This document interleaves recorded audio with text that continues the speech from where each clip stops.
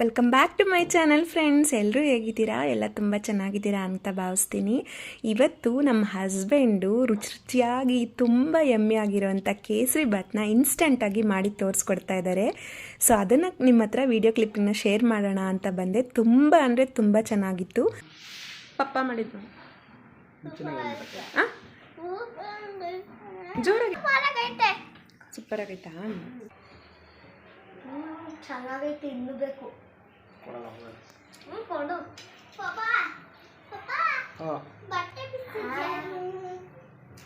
ಅಯ್ಯೋ ರೀ, ಇವನು ಕೊಡ್ರಿ, ಪಾಪ ಮಾಡ್ತಿದ್ದಾನೆ. ಹೇಗಿದೆ ಮಗ್ನೆ? ನೀರೆಲ್ಲ ಕರ್ಟನ್ ಒರೆಸ್ಬಿಟ್ಟಿದ್ಯಾ? ಎಲ್ಲಿ ಇವನು ಕೊಡ್ರಿ ದೊಡ್ಡವನು. ಮಗನೇ ಹೇಗಿದೆ? ಹಾಂ, ಸೂಪರ್ ಆಗಿದೆಯಾ? ಸೊ ಬನ್ನಿ, ಇಲ್ಲಿ ನಮ್ಮ ಹಸ್ಬೆಂಡು ಮಕ್ಳಿಗೋಸ್ಕರ ಕೇಸರಿ ಬಾತ್ನ ಮಾಡ್ತಾಯಿದ್ರು. ಇಲ್ಲಿ ತುಪ್ಪ ಹಾಕ್ತಾ ಇದ್ದಾರೆ. ತುಪ್ಪಕ್ಕೆ ಇಲ್ಲಿ ಗೋಡಂಬಿ ಮತ್ತು ದ್ರಾಕ್ಷಿನ ಹಾಕಿದ್ರು. ಹೇಳ್ಬೇಕು ನೀವು ಏನು ಮಾಡ್ತಿದ್ದೀರಾ? ಕೇಸರಿ ಬಾತ್. ಇಲ್ಲಿ ಏನು ಮಾಡ್ತಿದ್ದೀರಾ? ಗೋಡಂಬಿ ದ್ರಾಕ್ಷಿನ ತುಪ್ಪದಲ್ಲಿ ಉರಿತಿದ್ದೀನಿ ಎಣ್ಣೆ.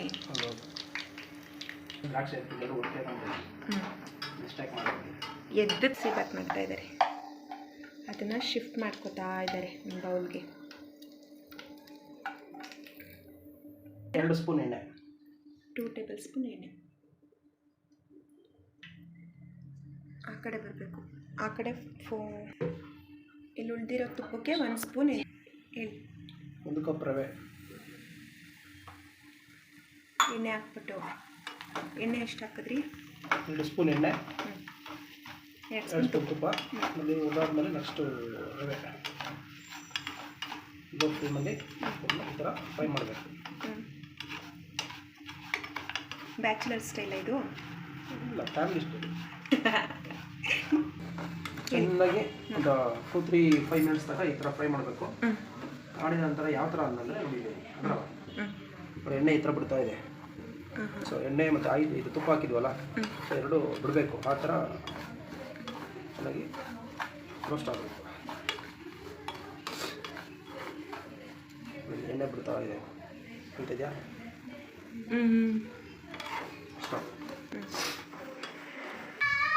ಈ ಥರ ನೀರನ್ನು ಆಫ್ ಮಾಡಿಕೊಂಡು ಆದಮೇಲೆ ಬಿಡಿ ನೀರು ಎಷ್ಟು ಈ ಥರ ಮಾಡ್ಕೊಂಡು 1 ಲೋಟಕ್ಕೆ 1 ಲೋಟ ಬಿಸಿನೀರನ್ನು ಹಾಕಬೇಕಾಗುತ್ತೆ.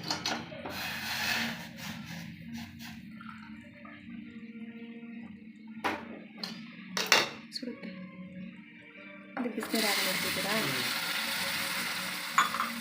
ಅಷ್ಟೇನಾ? ಅದಾದ ನಂತರ ಚೆನ್ನಾಗಿ ಈ ಥರ ರೋಸ್ಟ್ ಮಾಡಬೇಕು.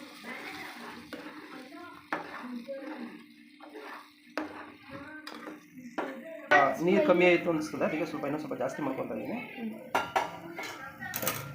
1.5 ಹಾಕಿದ್ರೆ ಸಾಕು. ಹಾಕೊಂಡು ಚೆನ್ನಾಗಿ ಇದನ್ನು ಫ್ರೈ ಮಾಡಬೇಕು.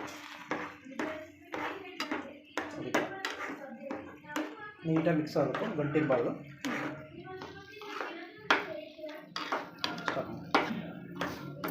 ನೀಟಾಗಿ ಮಿಕ್ಸ್ ಮಾಡಬೇಕಂತ ನೋಡಿ ಇವ್ರು ಮಾಡ್ತಿದ್ದಾರೆ. ಇವತ್ತು ಕೇಸರಿ ಬಾತು ಸ್ಟಾರ್ಟ್ ಮಾಡ್ತೀನಿ. ನಂತರ 1 ನಿಮಿಷ ಲೋ ಫ್ಲೇಮಲ್ಲೇ ಕ್ಲೋಸ್ ಮಾಡಿ ಇಡಿ. ಸ್ವಲ್ಪ ಅದೇ ಬಿಸಿನೀರಲ್ಲಿ ಸ್ವಲ್ಪ ಕಲರ್ನ 1 ಗ್ರಾಮ್ ಅಷ್ಟು ಕಲರ್ ಹಾಕಿ. ಕಲರು ಯಾವ ಥರ ಕಲರ್ ಬೇಕಾದ್ರೆ ಫುಡ್ ಕಲರು. 1 ನಿಮಿಷ ಆಗಿದೆ. ಕಲರನ್ನು ಮಿಕ್ಸ್ ಮಾಡ್ಕೊಳ್ಳಿ.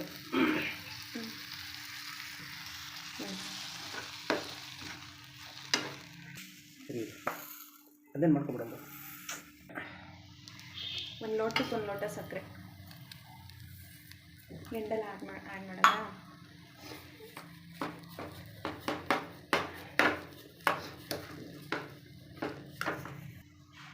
ಒಂದು ಸ್ಪೂನ್ ಸಕ್ಕರೆ, 1 ಸ್ಪೂನ್ ತುಪ್ಪ ಸಾಕು ಬಿಡಿ.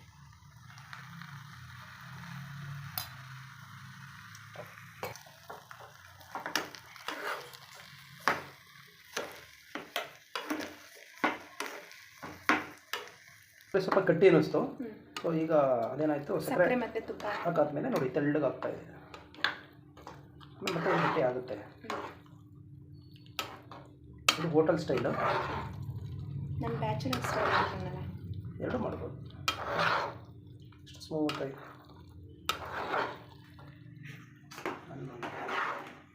ಅವ್ರನ್ನ ಮಾಡಬಾರ್ದಂತೆ.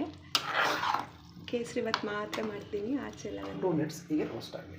2 ಮಿನಿಟ್ಸು. ನೋಡಿ ಈ ಥರ ಚೆನ್ನಾಗಿ ಇದಾಗಿ, ಸೊ ಸೈಡಲ್ಲೆಲ್ಲ ತುಪ್ಪ ಆಗಿ ಬಿಡುತ್ತೆ. ಸೊ ಅವಾಗ ಚೆನ್ನಾಗಿ ರೆಡಿಯಾಗಿದೆ ಅಂತ ಅಂಟ್ಕೊಳ್ತಾ ಇಲ್ಲ, ಅಂಟ್ಕೊತ ಇಲ್ಲ, ಒಂಚೂರು ಬೆಣ್ಣೆ ಇದ್ದಂಗೆ. ಓಕೆ, ತುಪ್ಪ ಹಾಕಿದ್ರೆ ಬೆಣ್ಣೆ ಥರ ಕಾಣುತ್ತೆ. ನೆಕ್ಸ್ಟ್ ಅದಾದ ನಂತರ ಈ ಹುರ್ಕೊಂಡು ಇಟ್ಕೊಂಡಿರ್ತೀವಲ್ಲ ಗೋಡಂಬಿ ದ್ರಾಕ್ಷಿ, ಸೊ ಅದನ್ನು ಅದು ದ್ರಾಕ್ಷಿ ಗೋಡಂಬಿನ ಕಟ್ ಮಾಡಿ ಹಾಕಬೇಕಿತ್ತು. ನೋಡೋದಕ್ಕೆ ಚೆನ್ನಾಗಿದೆ ಅಲ್ಲ, ಪೈನಾಪಲ್ ಕೇಸರಿ ಬಾತ್ ಥರ ಕಾಣಿಸ್ತಾ ಇದೆ. ಸೊ ಇದಕ್ಕೆ ಸ್ವಲ್ಪ ಪೈನಾಪಲ್ ಕಟ್ ಮಾಡಿ ಹಾಕ್ಬೋದು. ಕಟ್ ಮಾಡಿ ಹಾಕಿ ತುಂಬ ಚೆನ್ನಾಗಿ ಬರುತ್ತೆ. ಒಳ್ಳೆ ಗಟ್ಟಿ ಅನ್ನಿಸ್ತು, ಈಗ ಹೇಗೆ ಬಂದಿದೆ ಜಸ್ಟ್ ಸೂಪರ್ ಆಗಿದೆ. ಫೈನಲ್, ಈ ಥರ ಫೈನಲ್ ಲುಕ್ ಇದು. ಜಸ್ಟ್ ಆಫ್ ಮಾಡ್ಕೊಬಿಡೋದು ಅಷ್ಟೇ. ಓಕೆ, ಆಫ್ ಮಾಡಿ ಕೇಸರಿ ಬಾತ್ ಬಿಸಿ ಬಿಸಿ ರೆಡಿ. ಸೊ ಬೌಲ್ಗೆ ಸರ್ವ್ ಮಾಡೋಣ. ಸ್ಟವ್ ಮುಚ್ಚಿಟ್ಕೊಳ್ಳಿ. ಬೇಡ ಏನು ಬೇಡ, ಆಫ್ ಮಾಡಿದ್ದೀನಿ. ನೋ ಇವಾಗ ಸರ್ವ್ ಮಾಡ್ತಿದ್ದೀರಾ? ಹಿಂಗಿದೆ ನೋಡು. ಹೋಟೆಲಲ್ಲೂ ಈ ಥರ ಬರಲ್ಲ, ಆ ಥರ ಟೇಸ್ಟ್ ಇದೆ. ಸೊ ಟೇಸ್ಟ್ ಮಾಡಲಾ? ಹೇಗಿದೆ? ಸೇಮ್ ಮದುವೆ ಮನೇಲಿ ಇರುತ್ತಲ್ಲ ಆ ಥರ ಬರ್ತದೆ. ಇದಕ್ಕಿಂತ ಚೆನ್ನಾಗಿದೆ, ತುಂಬ ಚೆನ್ನಾಗಿದೆ. ಆ್ಯಕ್ಚುಲಿ ತುಂಬ ಅಂದರೆ ತುಂಬ ಚೆನ್ನಾಗಿತ್ತು, ಮೌತ್ ವಾಟ್ರಿಂಗ್ ಆಗಿತ್ತು. Thank you so much for watching. Please subscribe ಮಾಡಿ, ಲೈಕ್ ಮಾಡಿ.